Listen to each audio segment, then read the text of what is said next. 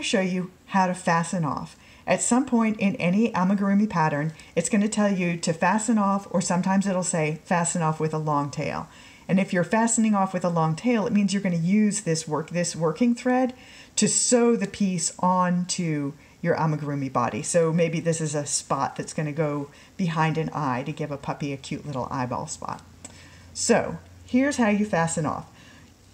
I like to do a quick slip stitch before I fasten off.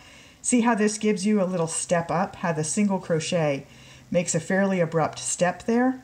I don't like to fasten off with that step there, so I like to kind of taper it down a little bit so I get a smoother circle.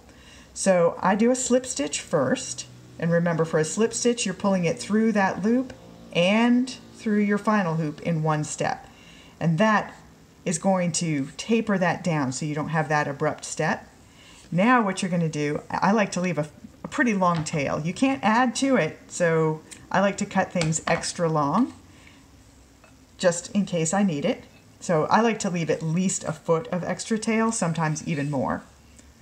Get this back in the middle. So the last thing you do is just grab your working thread. You don't poke it through anywhere. Just grab that thread and pull it through and pull it all the way through. Pinch it and just pull it down, and you have a nice, neat knot.